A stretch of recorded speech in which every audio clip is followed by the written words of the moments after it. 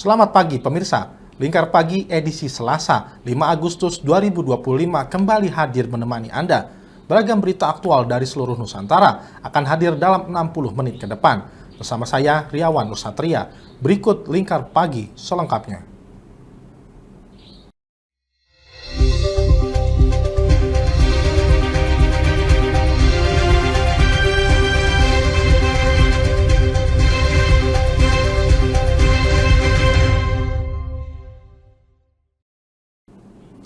Gubernur Jawa Tengah Ahmad Lutfi menunjukkan komitmennya dalam mengentaskan kemiskinan dengan menyinergikan lintas sektor di wilayahnya. Hal ini dilakukan untuk menyamakan persepsi dan langkah strategis dalam menekan angka kemiskinan di Provinsi Jawa Tengah.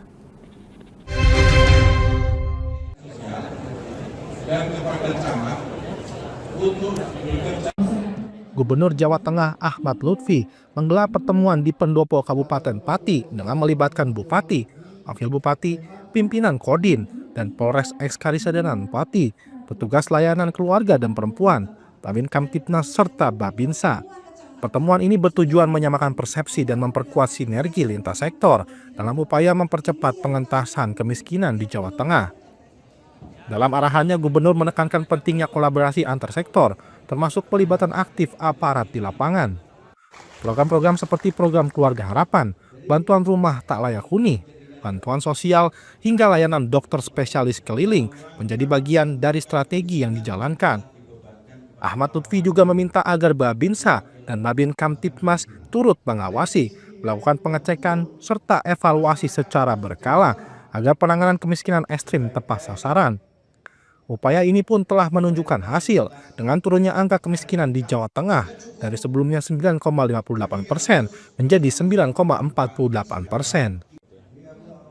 Ini kita melakukan di Kabupaten Pati, kita kumpulkan Babinsa, Babin Kamtipmas, kemudian PKH, kemudian PLKP, kemudian PPL, kemudian Kepala Desa, kemudian Bupati, Ekskarisadenan dan wakilnya, kemudian para Dandim, para Kapolres, kemudian ada dari Kasdam, dari Wakapolda, untuk menyampaikan persepsi dalam rangka melakukan kegiatan yaitu mengentaskan kemiskinan. Jadi indikator kemiskinan ini kita jadikan super tim jadi satu. Dari PKH-nya kita mainkan terkait dengan bansosnya, kemudian RTLH terkait rumah layak huninya, kemudian dari kesehatan sepelingnya, kemudian dari PKH bantuan sosialnya, kemudian dinas-dinas terkait, dinas sosial kita mainkan terkait dengan pendidikannya, disadikan satu, kemudian Babinsa, Babin Kamtipmas tugasnya adalah melakukan pengawasan, kemudian melakukan pengecekan, kemudian melakukan evaluasi, yang inti semua kita kerjasamakan agar miskin ekstrim di wilayah Jawa Tengah bisa komprehensif kita lakukan di seluruh kabupaten kota di 32 kabupaten. Okay. Ia menambahkan bahwa langkah pengentasan kemiskinan harus dilakukan secara terstruktur, terprogram, dan menyentuh masyarakat yang benar-benar membutuhkan. Sinergitas semua pihak diyakini akan mempercepat capaian pengurangan kemiskinan ekstrim di Jawa Tengah. Dari Pati, Mutia Parasti, Lingkar TV melaporkan. Menjawab kekhawatiran atas maraknya penyalahgunaan dana desa oleh oknum kepala desa dan perangkatnya, pemerintah Kabupaten Kendal resmi meluncurkan program inovatif bertajuk Tameng Desa, singkatan dari Tata Kelola Akuntabilitas untuk mencegah penyelewengan dana desa.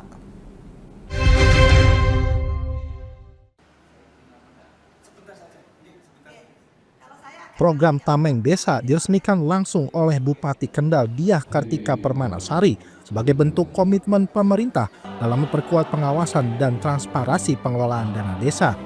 Program ini merupakan inisiasi dari Bayu Aji Pamungkas, Inspektur Pembantu Khusus atau Irbansus di lingkungan Koninspektorat Kabupaten Kendal. Dalam sambutannya, Bupati Diah menyatakan keprihatinannya atas masih adanya kepala desa dan perangkat yang tersandung kasus penyalahgunaan dana desa. Melalui Tameng Desa, pemerintah ingin menghadirkan edukasi, sistem keperingatan dini, serta pendampingan langsung agar dana desa benar-benar digunakan untuk kepentingan dan kesejahteraan masyarakat. Program Tameng Desa mengandalkan dua pilar utama, yaitu edukasi berkelanjutan kepada perangkat desa dan penerapan Quick Response System atau QRS. yang menindaklanjuti laporan indikasi penyelewengan dengan cepat dan akurat. Untuk Tameng Desa itu akronim dari tata kelola akuntabilitas untuk mencegah penyelewengan dana desa. Ya ini tentunya untuk kegiatan Tameng Desa ini kan juga langkah preventif untuk melakukan pendampingan ya bagi para kepala desa karena sebetulnya ya memberikan edukasi karena sebetulnya kan memang masih banyak yang mereka sebetulnya karena ketidaktahuan masalah administrasi, kemudian di bidang hukum. Nah sehingga ini dari pemerintah Kabupaten Kendal ini melakukan upaya preventif untuk meluncing Tameng Desa ini. Sementara itu, Irbansus Inspektorat Daerah Bayu Aji Pamungkas menjelaskan bahwa ke depan program ini akan disosialisasikan secara masif ke seluruh desa di Kendal. Dengan demikian, para kepala desa diharapkan memahami hukum, regulasi, dan batas kewenangan mereka. Bahkan jika muncul niat menyimpang, mereka sadar akan adanya rambu-rambu hukum serta sistem pengawasan yang ketat.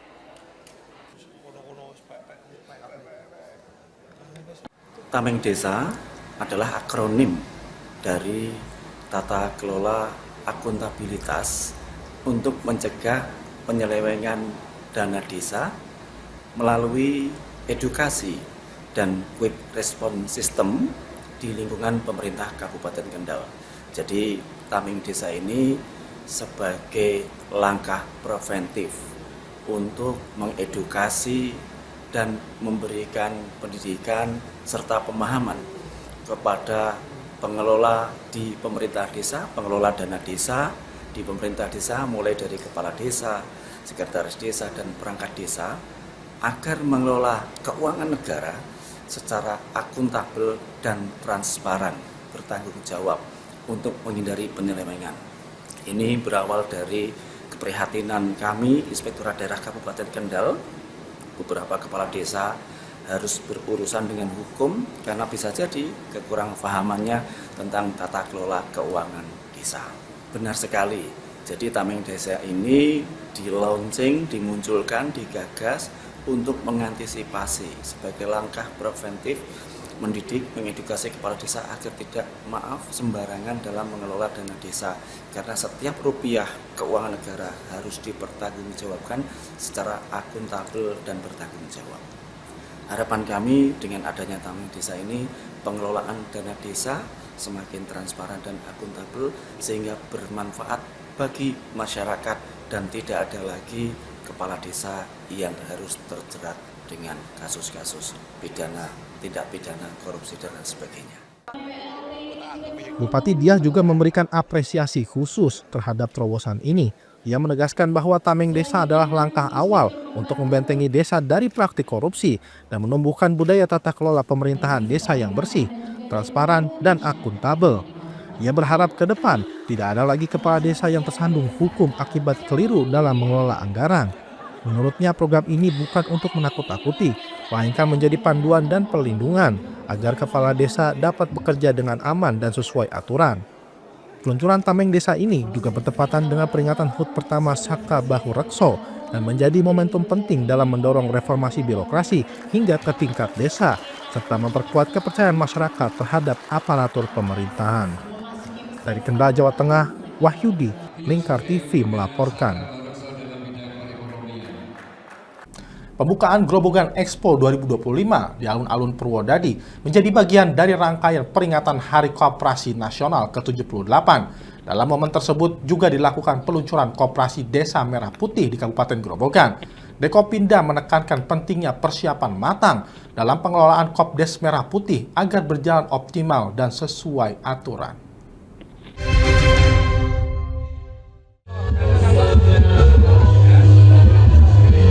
Kepala Dekopinda Grobogan Nur Iksan menyampaikan bahwa hingga saat ini telah terbentuk 280 Kopdes Merah Putih yang telah berbadan hukum di Kabupaten Grobogan. Meski demikian, ia menyoroti perlunya kejelasan SOP atau petunjuk teknis dari pemerintah.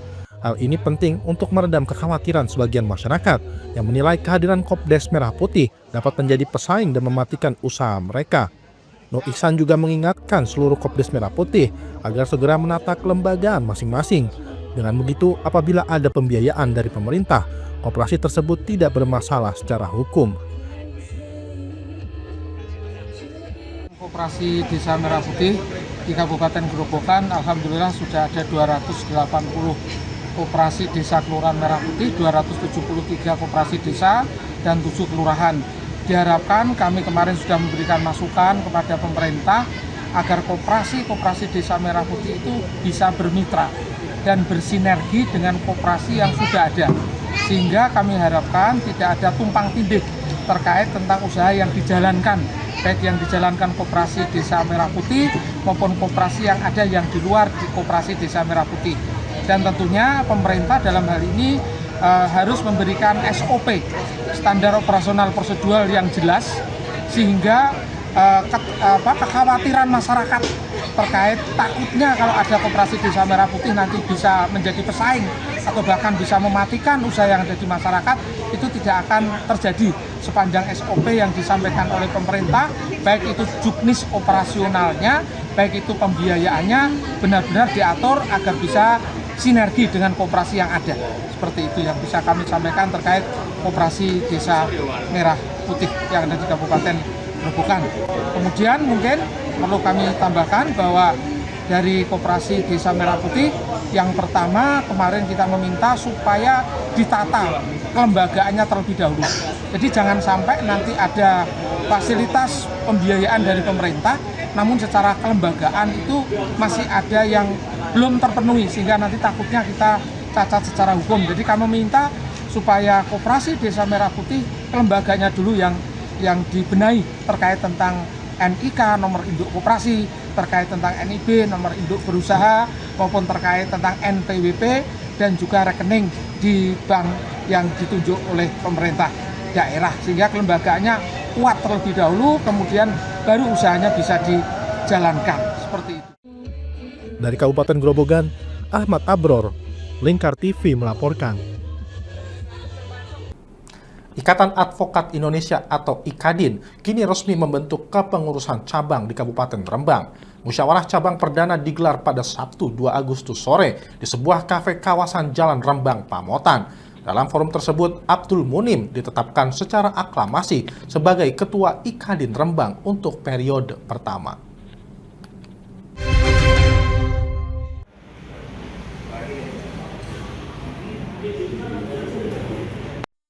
Musyawarah cabang diikuti oleh 9 advokat anggota resmi IKADIN. Dalam forum tersebut, seluruh peserta sepakat memberikan mandat penuh kepada Abdul Munim untuk menakodai IKADIN Rembang. Munim dikenal sebagai advokat yang aktif mendampingi masyarakat dalam berbagai persoalan hukum. Ciri khasnya yang kerap mengenakan topi caping menjadikan sosoknya mudah dikenali.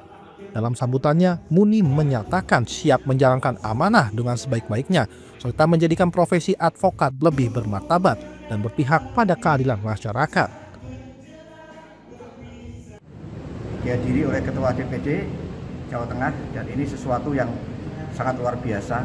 Beliau hadir rawuh di tengah-tengah acara musyawarah pembentukan pengurusan DPC Kabupaten Rembang. Saya kira itu, dan kami akan mengemban amanah itu sesuai dengan apa yang disampaikan oleh beliau, visi dan misi ke depan menjadi advokat yang bermartabat, dan tentu kita akan mewakili kebutuhan keadilan masyarakat.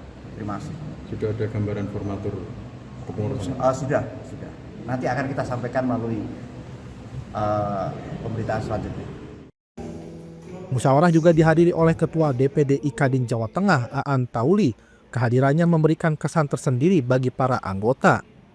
Aan menyebut terbentuknya IKADIN Rembang menjadi tonggak penting dalam pemerataan akses hukum yang profesional dan bertanggung jawab. Sebagai organisasi advokat tertua di Indonesia, IKADIN memiliki peran strategis dalam mewujudkan penegakan hukum yang adil dan bermoral. Hasil muscap di Kabupaten Rembang, jadi kepengurusan cabang IKADIN yang mana hari ini sudah dilaksanakan dan sudah terbentuk daripada kepengurusan. Maka kami dari DPD mengucapkan puji syukur kepada Tuhan Yang Maha Esa.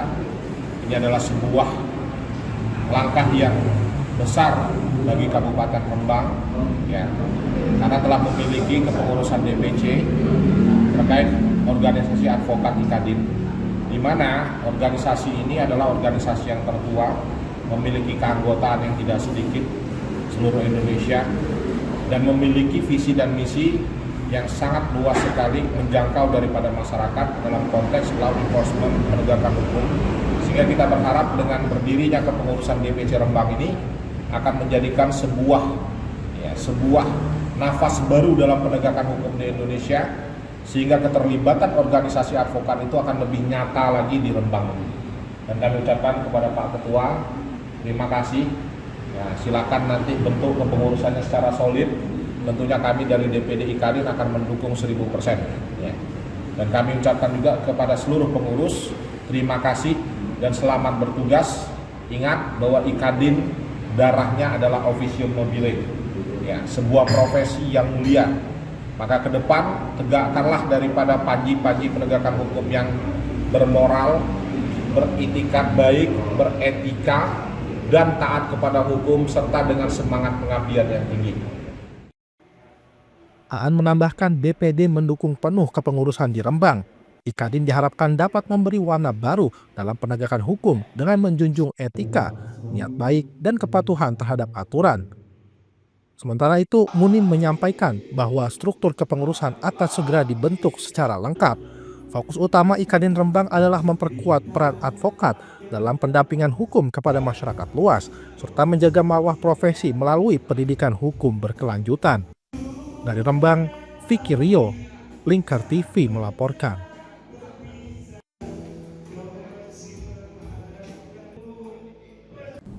Baik pemirsa, kami akan kembali usai jeda pariwara berikut ini. Jangan kemana-mana, tetaplah bersama kami.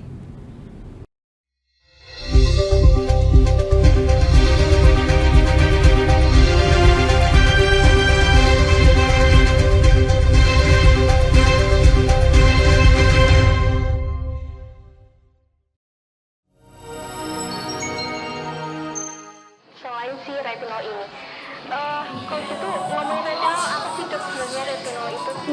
Bagus sih programnya. Yang saat ini ya kayaknya sudah beberapa tahun yang Wah, lalu. boleh banget nih ditonton setiap hari. Meanwhile,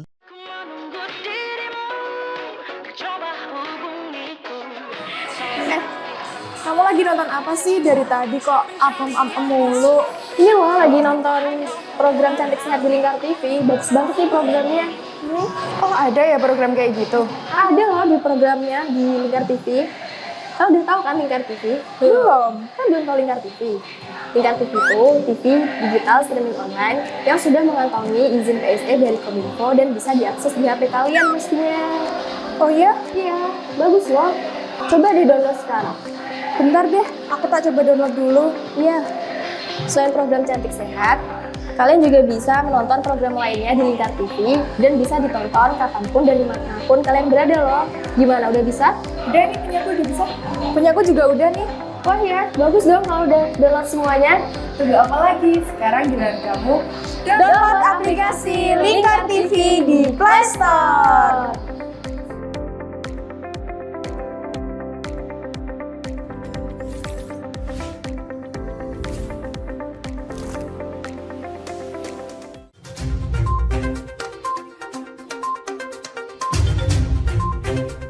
Merangkum semua peristiwa sebagai berita yang penuh fakta.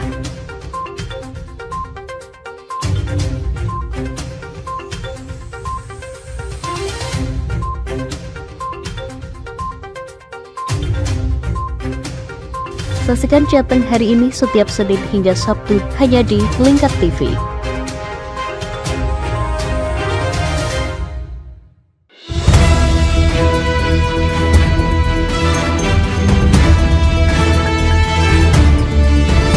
Menemani pagi Anda dengan menyajikan berita nasional dan regional yang dikupas secara akurat dan aktual untuk awali hari.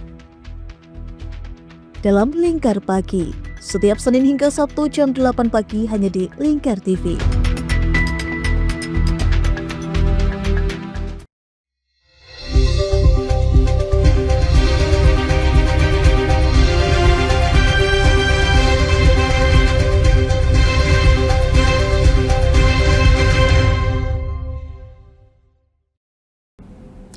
dalam upaya mencetak generasi Indonesia Emas 2045 dan menjalankan amanat Undang-Undang Nomor 17 Tahun 2023 tentang kesehatan serta program hasil terbaik cepat Presiden Prabowo. Kementerian Kesehatan mulai hari ini, 4 Agustus 2025, melaksanakan program cek kesehatan gratis bagi anak usia sekolah di seluruh Indonesia.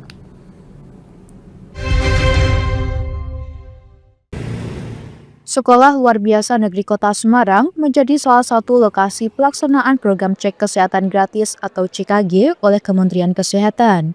Menteri Pemberdayaan Perempuan dan Perlindungan Anak, Harifatul Khairi Fauzi, turut hadir dan berinteraksi langsung dengan siswa-siswi SLB Kota Semarang. Ia tampak membaur, menghibur, sekaligus melakukan pengecekan langsung terhadap pelayanan kesehatan yang diberikan. Dalam keterangannya, Menteri PPPA menegaskan bahwa untuk mencetak sumber daya manusia unggul dan mencapai visi Indonesia Emas 2045, kesehatan anak merupakan fondasi yang tak bisa diabaikan. Data terkini dari Kementerian Kesehatan menunjukkan kondisi yang cukup memprihatinkan, khususnya terkait kesehatan gigi, dengan 93% anak mengalami gigi berlubang. Selain itu, angka stunting juga masih tinggi. Karena itu, program CKG hadir sebagai solusi untuk menjamin kualitas kesehatan anak-anak Indonesia sejak dini. Tak hanya CKG, Menteri PPPA juga menyoroti pentingnya program sekolah rakyat yang menjamin akses pendidikan setara bagi seluruh anak. Program makan bergizi gratis juga menjadi salah satu prioritas Presiden Prabowo Subianto sebagai bentuk nyata dukungan terhadap tumbuh kembang anak yang sehat dan berkualitas. Ketiga program ini menjadi wujud nyata kecintaan Presiden Indonesia Prabowo Subianto dalam mempersiapkan generasi masa depan menuju Indonesia Emas 2045. Yang pertama adalah kesehatan. Kita lihat sekarang datanya cukup memprihatinkan, terutama kesehatan gigi. 93% anak Indonesia giginya kurang baik, berlubang gitu ya. Hanya 7% yang baik. Kemudian angka stunting juga lumayan cukup tinggi. Jadi ini sebagai sebuah solusi yang kita lakukan agar anak-anak juga dari segi kesehatannya terjamin. Yang kedua, beliau juga ingin semua anak Indonesia punya kesempatan yang sama menempuh pendidikan. Oleh karena itu, inisiasi sekolah sehat, sekolah rakyat maksud saya, ini juga akan memberikan kesempatan yang sama sebagai anak Indonesia untuk bisa menempuh pendidikan yang layak. Kemudian yang ketiga adalah gizi. Karena anak yang sehat itu gizinya harus terjamin. Oleh karena itu makanan bergizi gratis ini juga inisiasi yang luar biasa dari Bapak Presiden. Sementara itu, Sekretaris Daerah Provinsi Jawa Tengah, Sumarno, menyampaikan bahwa hingga saat ini sekitar 5,7 juta warga Jawa Tengah telah mengikuti program cek kesehatan gratis sebagai bentuk dukungan nyata dari pemerintah daerah. Ia juga menyebut bahwa program ini penting sebagai langkah preventif menghadapi masalah kesehatan lain seperti obesitas pada anak yang selama ini belum menjadi perhatian utama pemerintah. Bagi kami sesuatu yang sangat penting, satu untuk anak-anak kita, tentu saja kalau ingin anak kita cerdas, tentu saja kondisi kesehatannya harus kita ketahui. Mungkin yang kami diskusikan ini adalah problem mungkin sekarang tidak menjadi perhatian, yaitu masalah obesitas anak-anak ini harus menjadi perhatian kita semua. Kalau anaknya gendut, yang tidak berbentuk. Nah ini dengan pemeriksaan kesehatan ini ada salah satu kita untuk mengassessment semua kesehatan anak-anak kita. Dan tadi harapannya adalah anak-anak kita ini adalah menjadi harapan kita ke depan, apalagi kita menuju Indonesia Emas tahun 2045, itu tertumbuh di anak-anak kita. Matur nuwun dari semua pihak, dari teman-teman Kabupaten Kota Jawa Tengah dan juga dari Kementerian Pemberdayaan Perempuan. Dari Kota Semarang, Rizky Syahrul, Lingkar TV melaporkan.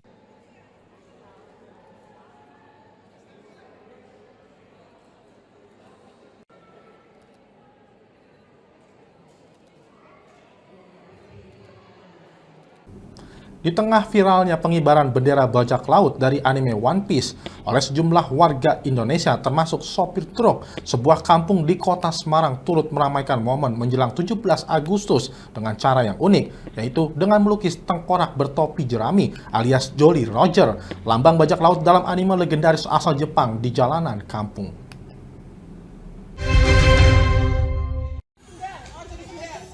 Beginilah lukisan bendera tengkorak Jolly Roger yang dibuat pemuda di salah satu kampung di kota Semarang. Bermodalkan kuas sederhana dan cat tembok, mereka melukis simbol ikonik dari anime bajak laut One Piece. Dalam sepekan terakhir, media sosial ramai membahas fenomena pengibaran bendera One Piece di berbagai tempat, mulai dari truk, mobil pickup, hingga di depan rumah warga. Aksi tersebut bahkan memancing komentar dari beberapa pejabat pemerintah pusat. Pasalnya, bendera ini kerap dikaitkan dengan pemberontakan dan perlawanan terhadap tirani. Meski bukan bendera partai atau organisasi terlarang, pemerintah menyatakan bahwa bendera anime bajak laut One Piece dianggap berpotensi menjadi ancaman yang mengarah pada makar. Namun bagi warga kampung di Semarang, lukisan One Piece hanyalah karya seni anak muda yang dibuat untuk memeriahkan hari kemerdekaan. Setiawan, salah satu warga setempat, menegaskan bahwa lukisan tersebut merupakan tradisi rutin menjelang 17 Agustus. Setiap tahun, jalanan dihias dengan berbagai gambar, termasuk anime One Piece yang memang tengah digemari anak muda. Menurutnya, lukisan bendera logo Jolly Roger yang didominasi warna putih itu bukan kali pertama dibuat di kampung tersebut. Karakter Luffy dan simbol-simbol anime lainnya sering muncul sebagai hiasan Agustusan selama beberapa tahun terakhir. Sebagian pihak menafsirkan bendera Jolly Roger sebagai simbol perlawanan. Dalam dunia One Piece, bendera ini memang dipasang oleh kelompok bajak laut di wilayah kekuasaannya dan merusaknya berarti menyatakan perang. Namun, menurut Setiawan, konteks di dunia nyata jelas berbeda. Masyarakat tidak bermaksud makar dan jika dianggap sebagai kritik, hal itu juga dilindungi oleh undang-undang. Menurut saya ya, itu hak masyarakat sih sebenarnya, nggak perlu harus diambil secara serius. Itu adalah bentuk kritikan sih. Ya mau harusnya sebagai masyarakat juga harus bijak sendiri. Untuk ini juga gambar ini kan cuma One Piece ya, cuma One Piece cuma gambar anime, jadi nggak perlu dibawa kemana-mana gitu. Oke. Berarti awalnya nggak mengira One Piece ini sekarang malah lagi ramai dibahas sebagai bentuk perlawanan terhadap pemerintah, sebenarnya nggak mengira ya? Nggak mengira sih, wong ini gambar ini sering kita buat, setiap jam 17 Agustus juga sering kita buat. Nggak cuma One Piece, itu ada beberapa gambar juga dari karya-karya anak remaja sini. Mereka juga nggak awalnya juga nggak ngerti ya apa wong setiap tahunnya juga kita buat, nggak tahu ada aksi pemberontakan atau apa, nggak ada pemberontakan apa-apa. Sebagai pecinta anime, Setiawan justru menganggap One Piece mengajarkan nilai keberanian, persahabatan, dan perjuangan melawan ketidakadilan. Sehingga pemerintah tak perlu berlebihan menanggapi bendera tersebut. Dari Kota Semarang, Syahril Muadz, Lingkar TV melaporkan.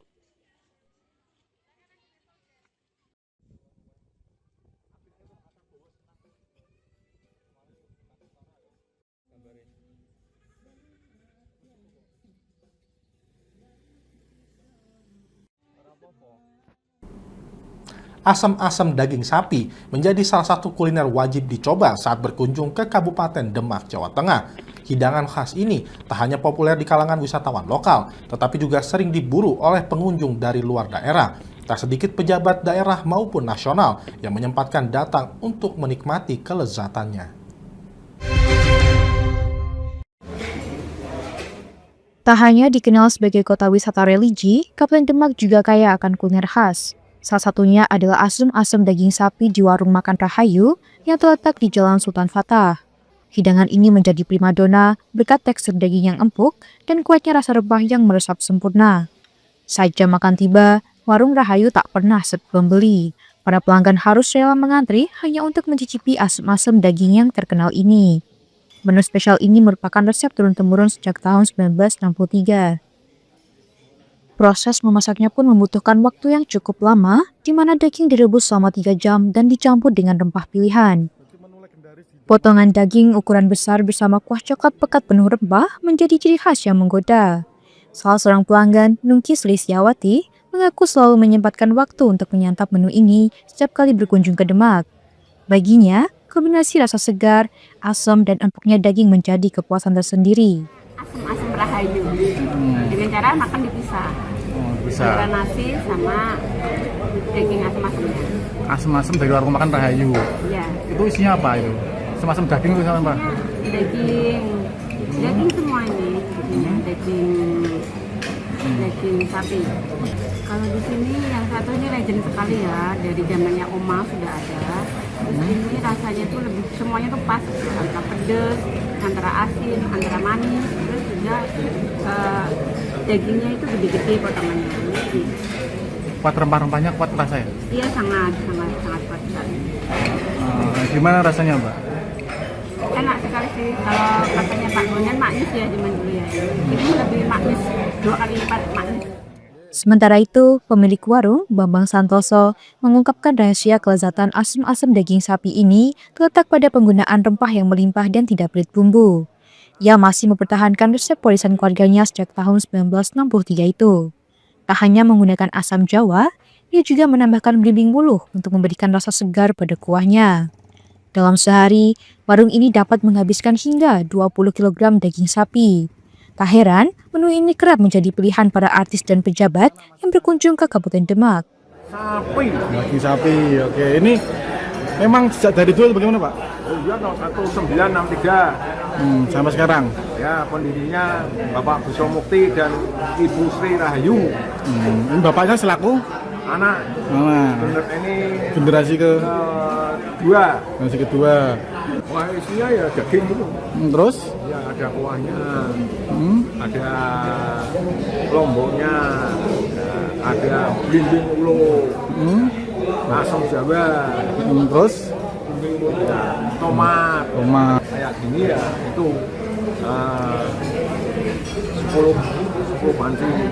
1 panci 2 kilo. 10 kilo. Datang ke sini dari mana aja biasanya Pak? Macam-macam. Dari presiden sampai menteri, sampai tadi seperti ini. Satu porsi asam-asam daging sapi di warung makan Rahayu dibanderol dengan harga terjangkau, mulai dari Rp20 hingga Rp40.000. Terletak hanya sekitar 100 meter dari alun-alun Demak, warung ini selalu ramai oleh pembeli. Dari Kabupaten Demak, Burhanuddin Aslam, Lingkar TV melaporkan.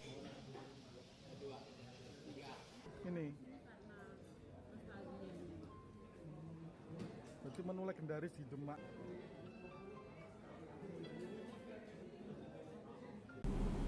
Kunjungan kerja dilakukan anggota DPR RI Firman Subagio ke Desa Terahan, Kecamatan Sluke, Kabupaten Rembang, Jawa Tengah. Selain meninjau langsung penyaluran bantuan pangan pemerintah, Firman juga menunjukkan aksi kemanusiaan dengan menyelamatkan seorang lansia yang sedang sakit serius.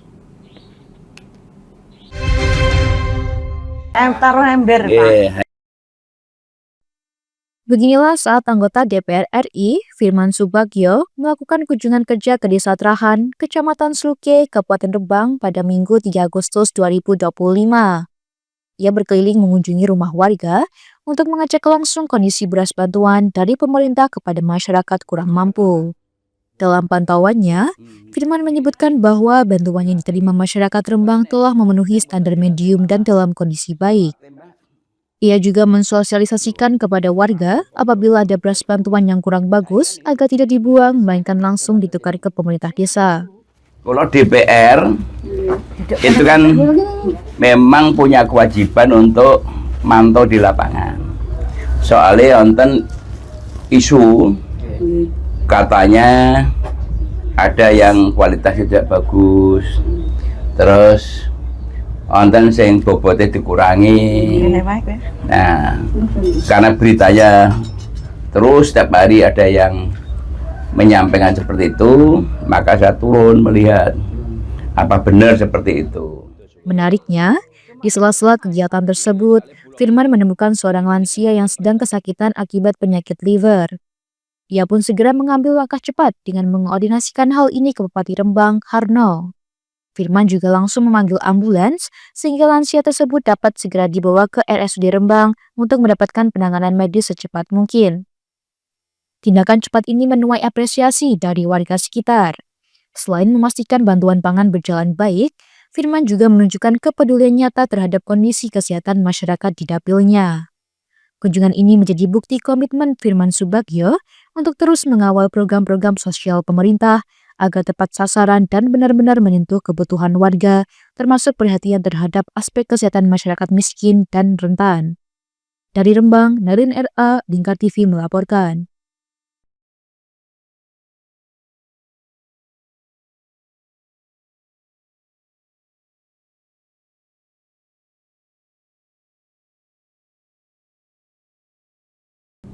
Baik pemirsa, kami akan kembali usai jeda pariwara berikut ini. Jangan kemana-mana, tetaplah bersama kami.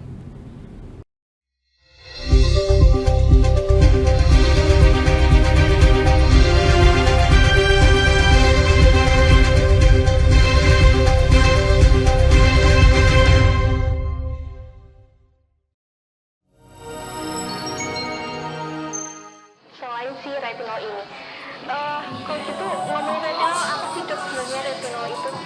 Bagus nih programnya. Yang saat ini ya kayaknya sudah beberapa tahun yang Wah, boleh banget nih ditonton setiap hari. Meanwhile,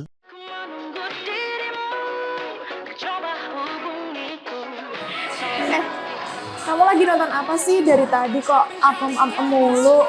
Ini loh lagi nonton program Cantik Sehat di Lingkar TV. Bagus banget nih programnya. Oh ada ya program kayak gitu? Ada loh di programnya di Lingkar TV. Kau udah tahu kan Lingkar TV? Belum. Kan belum tahu Lingkar TV. Lingkar TV itu TV digital streaming online yang sudah mengantongi izin PSE dari Kominfo dan bisa diakses di HP kalian mestinya. Oh iya? Iya, bagus loh. Coba di-download sekarang. Bentar deh, aku tak coba download dulu. Iya. Selain program Cantik Sehat, kalian juga bisa menonton program lainnya di Lingkar TV dan bisa ditonton kapanpun dan dimanapun kalian berada loh. Gimana, udah bisa? Udah nih, punyaku udah bisa. Punyaku juga udah nih. Wah ya, bagus dong kalau udah download semuanya. Tunggu apa lagi? Sekarang giliran kamu download aplikasi Lingkar TV di Play Store.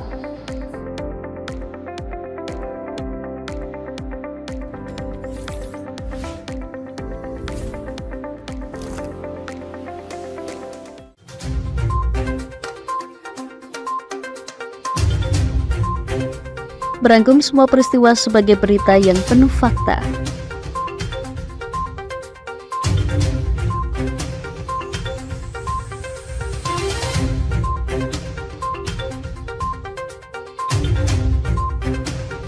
Saksikan Jateng hari ini setiap Senin hingga Sabtu hanya di Lingkar TV.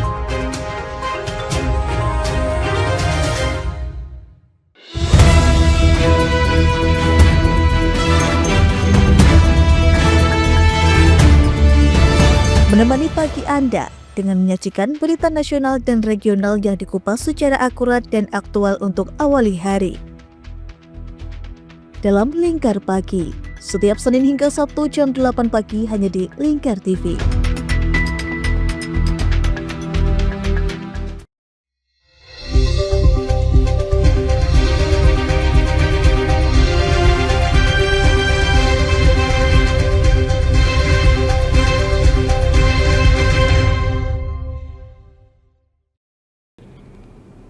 Perayaan HUT ke-80 di Kampung Lempeni, Lumajang, Jawa Timur berlangsung meriah.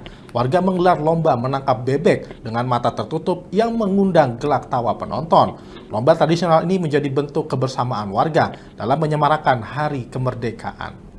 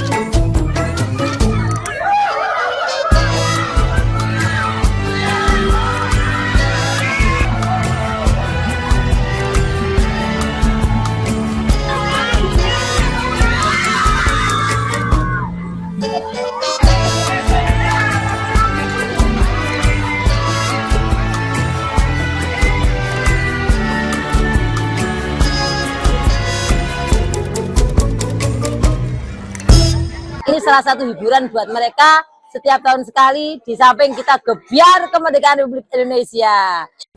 Gubernur Banten Andra Soni bersama Wali Kota Tangerang Sahrudin menghadiri Milad ke-28 Forum Betawi Rempuk di Taman Elektrik, kawasan pusat pemerintahan Kota Tangerang pada Minggu 3 Agustus lalu. Dalam sambutannya, Gubernur menilai FBR memiliki peran strategis dalam menjaga harmoni sosial, memberdayakan masyarakat, dan menjadi mitra penting bagi pemerintahan daerah.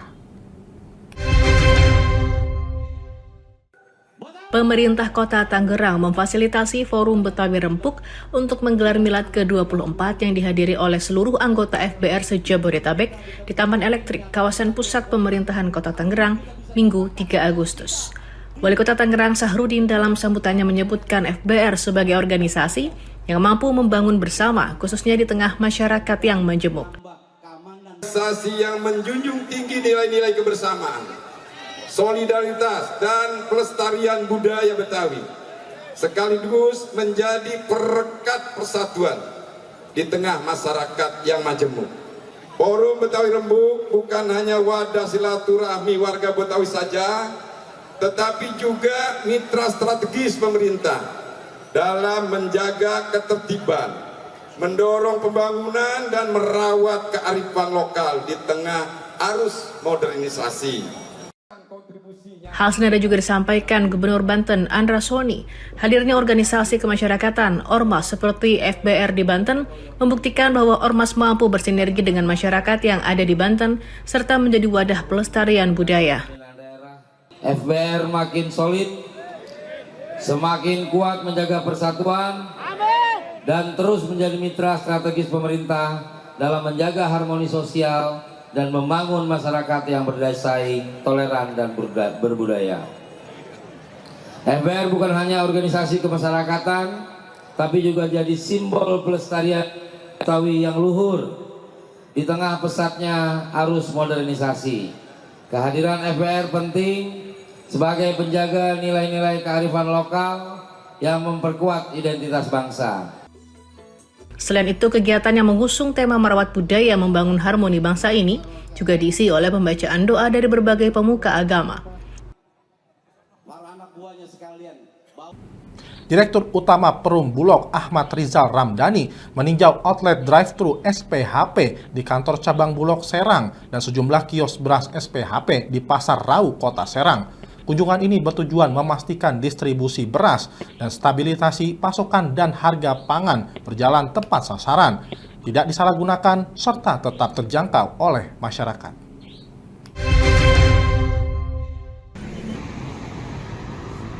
Direktur Utama Perum Bulog Ahmad Rizal Ramdhani meninjau outlet drive-thru sembako, stabilisasi pasokan dan harga pangan SPHP Kantor Bulog Cabang Serang, Banten, Sabtu 2 Agustus. Dirut Bulog mengatakan, layanan tanpa turun sembako merupakan inovasi dari Bulog untuk menjamin ketersediaan bahan pokok seperti beras, minyak goreng, dan gula putih dengan harga terjangkau agar mudah diakses masyarakat. Selain meninjau outlet drive-thru sembako SPHP, Dirut Bulog juga melakukan inspeksi mendadak ke sejumlah kios pedagang beras di Pasar Rau yang menjual beras SPHP untuk memastikan kelancaran pendistribusian. Mengingat kini para pedagang beras di tingkat pengecer diwajibkan melakukan pemesanan melalui aplikasi Klik SPHP dengan batas pemesanan maksimal 2 ton per minggu.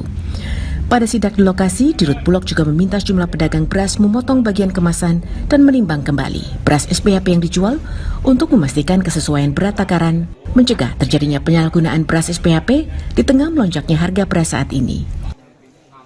Khusus untuk yang di pasar dengan yang di outlet, tadi sudah kami cek, alhamdulillah semua beras-beras SPHP sesuai dengan ketentuan yang berlaku.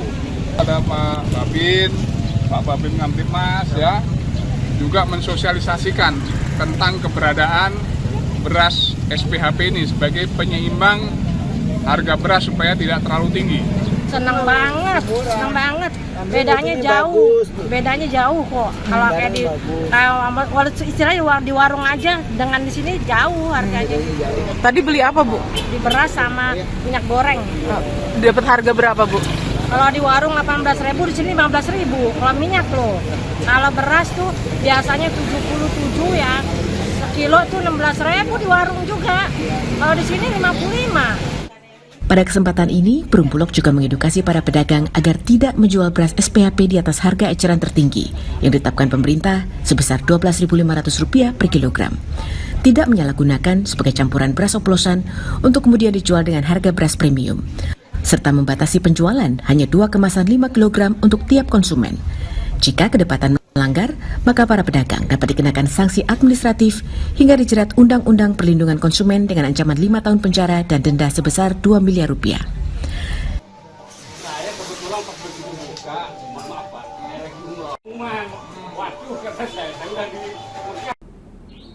PT Kereta Api Indonesia menyatakan seluruh perjalanan kereta kembali normal setelah anjloknya KA Argo Bromo Anggrek pada Jumat 1 Agustus lalu. Direktur Utama KAI Didik Hartantio menyampaikan permintaan maaf atas ketidaknyamanan yang dialami penumpang akibat insiden tersebut.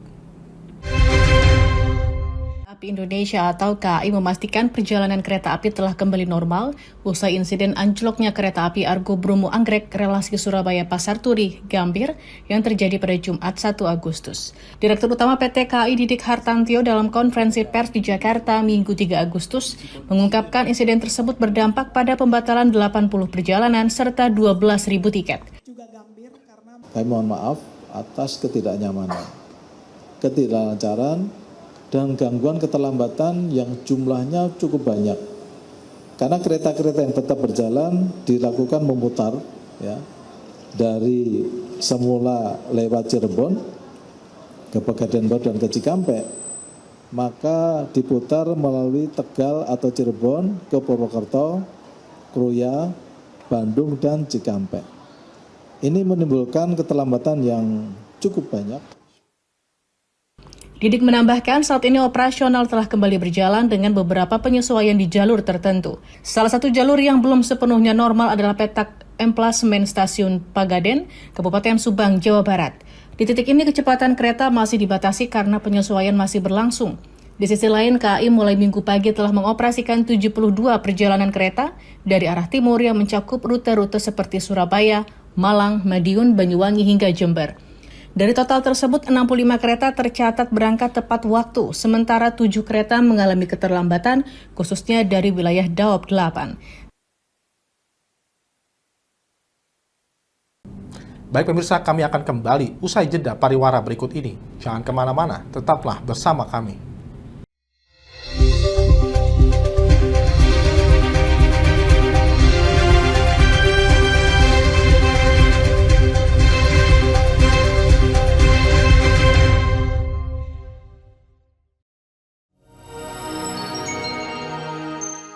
Selain si retinol ini, kalau gitu ngomongin retinol, apa sih dok sebenarnya retinol itu?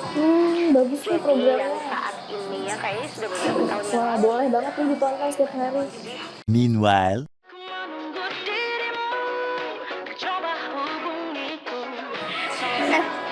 Kamu lagi nonton apa sih dari tadi kok apem-apem mulu? Ini loh lagi nonton program Cantik Sehat di Lingkar TV. Bagus banget nih programnya. Oh ada ya program kayak gitu? Ada loh di programnya di Lingkar TV. Kau udah tahu kan Lingkar TV? Belum. Kan belum tahu Lingkar TV. Lingkar TV itu TV digital streaming online yang sudah mengantongi izin PSE dari Kominfo dan bisa diakses di HP kalian mestinya. Oh iya? Iya, bagus loh. Coba di-download sekarang. Bentar deh, aku tak coba download dulu. Iya. Selain program Cantik Sehat, kalian juga bisa menonton program lainnya di Lingkar TV dan bisa ditonton kapanpun dan dimanapun kalian berada loh. Gimana, udah bisa? Udah nih, punyaku udah bisa. Punyaku juga udah nih. Wah ya, bagus dong kalau udah download semuanya. Tunggu apa lagi? Sekarang giliran kamu download aplikasi Lingkar TV di Play Store.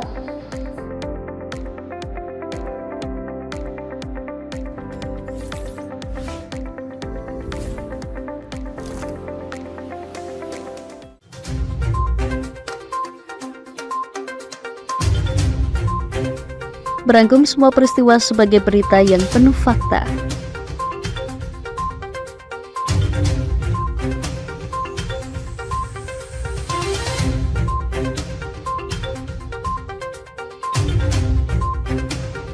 Saksikan Jateng hari ini setiap Senin hingga Sabtu hanya di Lingkar TV.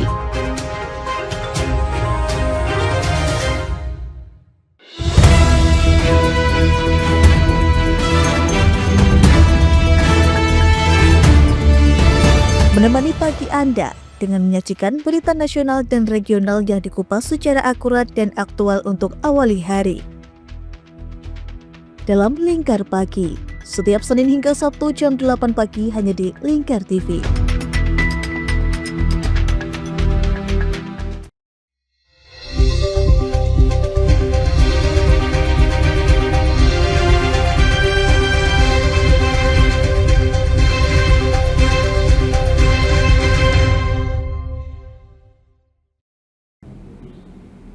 Menteri Kebudayaan Fadlizon secara resmi membuka latihan terpadu Gita Bahana Nusantara pada Minggu 3 Agustus lalu di Depok, Jawa Barat. Latihan paduan suara dan orkestra ini digelar menjelang peringatan HUT ke-80 RI, sekaligus menjadi ajang pengembangan jejaring dan transfer ilmu bagi para peserta dari seluruh Indonesia.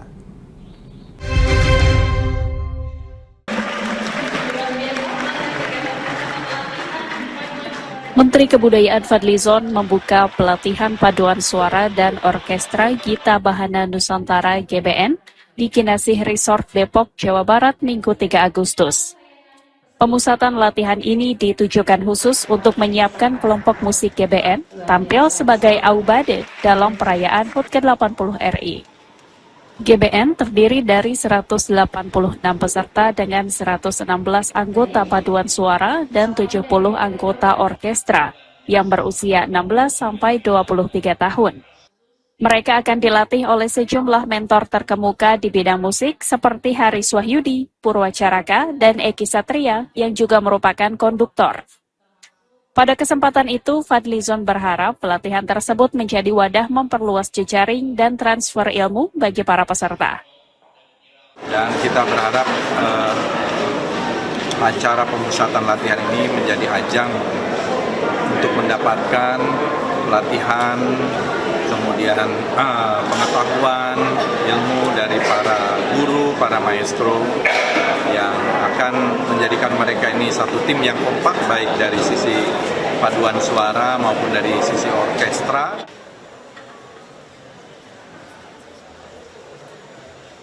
Para peserta terpilih telah diseleksi dari 1.167 pendaftar paduan suara dan 204 pendaftar orkestra.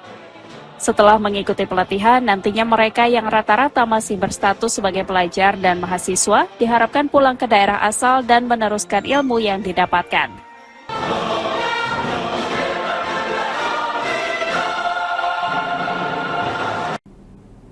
Sebuah pesawat latih jenis capung dengan 2 penumpang jatuh di Desa Benteng, Kecamatan Ciampea, Kabupaten Bogor pada Minggu 3 Agustus lalu. 1 korban tewas di lokasi, sementara 1 lainnya mengalami luka berat dan segera dilarikan ke rumah sakit untuk perawatan.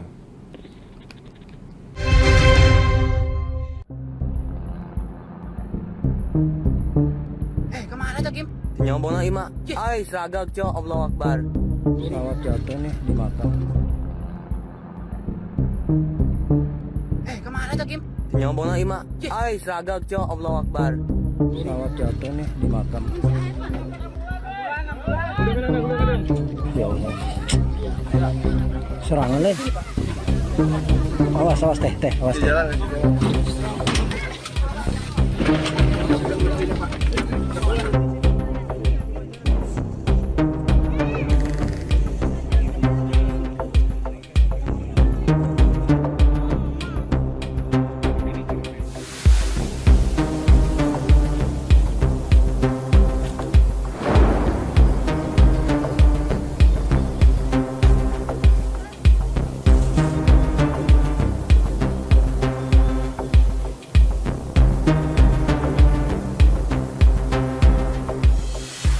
Aja emang dari Benteng juga udah oleng pesawatnya. Tuh Benteng udah oleng, terus hampir jatuh, cuma dia muter ke sana, jatuh di sini juga.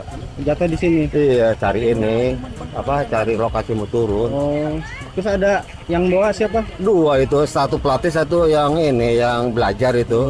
Tapi mungkin dari anggota juga.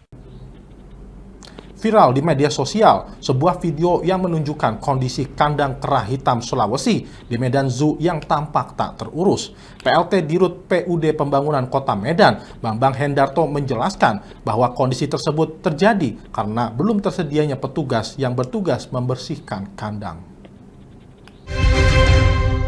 Viral di media sosial, sebuah video menunjukkan kondisi kandang di Kebun Binatang Kota Medan atau Medan Zoo yang kotor, mengeluarkan bau menyengat, serta dipenuhi sampah.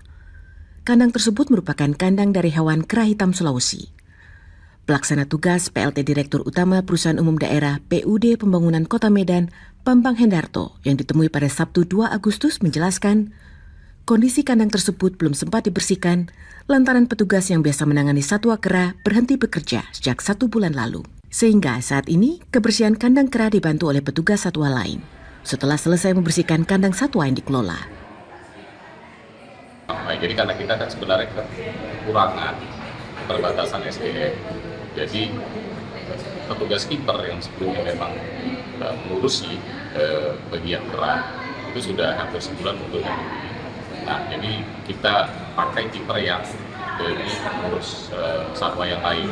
Nah, ketika kejadian itu terjadi, memang kondisi memang belum sempat dibersihkan. Jadi kandang kera Sulawesi tersebut masih menunggu antrian giliran lah. Ia juga menjelaskan perihal kandang yang kosong. Kalau terkait masalah binatang yang tidak ada, memang posisi kita di Medan Zoo ini cuma hanya sekitar tinggal 187 spesies. 187 ekor. Jadi memang kandang-kandang itu memang sudah lama tidak bersih. Tinggal kalaupun memang itu nanti akan diisi, ya kan, kita masih menunggu gimana arahan dari BKSDA. Bambang mengimbau seluruh masyarakat, khususnya Kota Medan, untuk tidak memberi makanan dalam kemasan plastik ataupun sejenisnya kepada satwa di Medan Zoo karena dapat menimbulkan sampah di kandang. Pihak Medan Zoo telah memberikan makanan kepada satwa yang ada sesuai dengan prosedur. Inflasi Kalimantan Utara pada Juli tercatat sebesar 1,99% dengan angka tertinggi di Tanjung Selor mencapai 3,21%. Untuk mengendalikan harga bahan pokok, Pemprov Kaltara menggelar gerakan Bazar Pangan Murah pada Sabtu 2 Agustus lalu di Tanjung Selor sebagai upaya menekan inflasi dan mendukung daya beli masyarakat.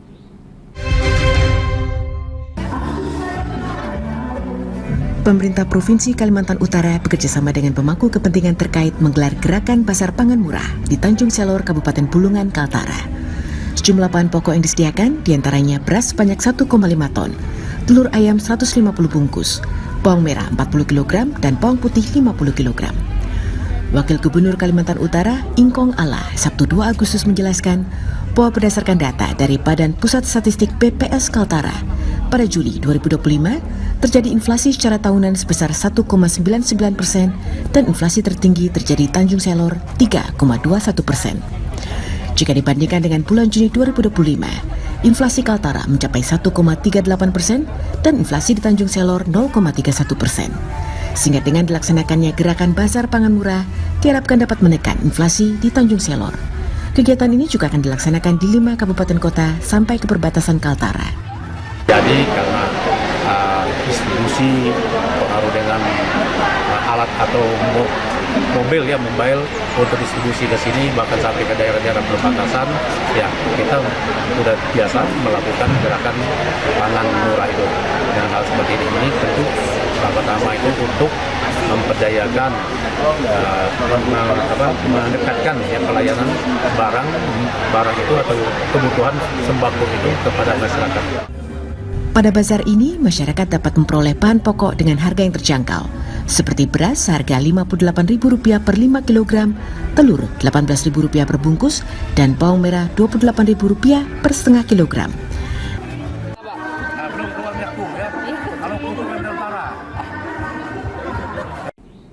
Baik pemirsa, Lingkar Pagi berakhir sampai di sini. Jangan lupa saksikan Lingkar Siang setiap hari Senin hingga Sabtu pukul 1 siang waktu Indonesia Barat hanya di Lingkar TV. Saya Riawan Nusatria, mewakili kru yang bertugas pamit undur diri. Selamat pagi dan selamat beraktivitas.